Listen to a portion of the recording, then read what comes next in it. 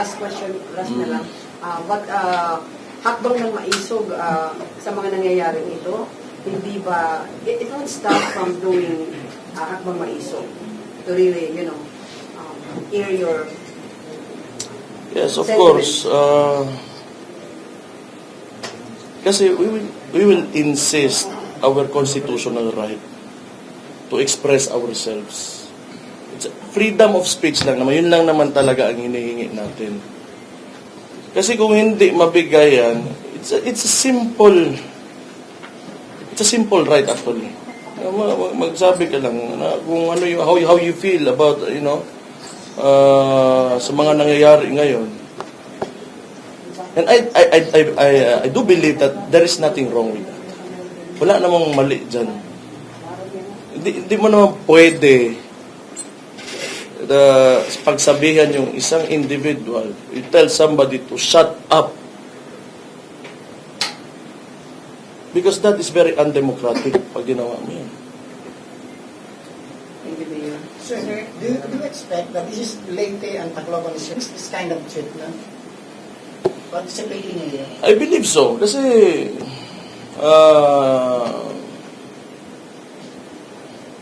our sentiments are inclined towards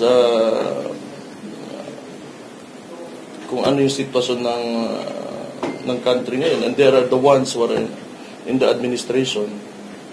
So yes, probably kung may mga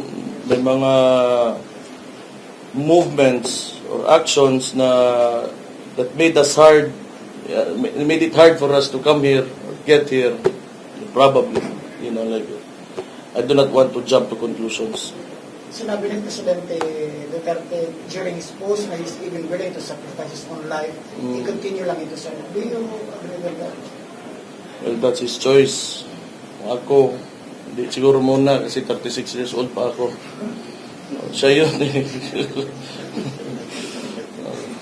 But, like I said, during the Leaders Forum back in Davao, back in January, when I, nagsalita na ako, if you go back to that forum and listen to my speech,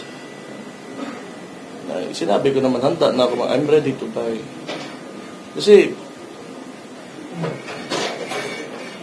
this is a press conference. It would be better for me to express, how I really feel kung sana may entablado where everybody is there. But if it's for the country, then why not? Then, I will be absently raising proud children. Kung ingunana man, kung hilaptan ko nila.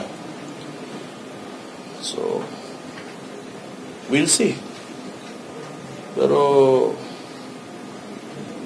this is something na hindi ko kaya na hayaan lang. It's just really simple. You just have to let us, talk.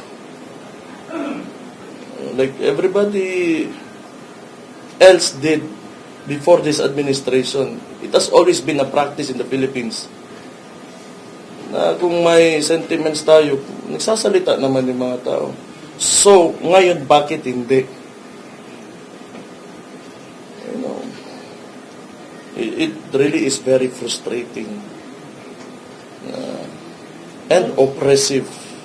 I will reiterate that it's a very oppressive demonstration by this administration. The last time, sir, you called for the President to step down. Do you expect sana na you also say the same thing here in Tacloban? I want to clarify this. Ang ingon ako, I will say it in Bisaya. Kung wala kay gugma, wala kay kaluoy sa mga tao, naog na lang. I never asked him to actually really do that. I said kung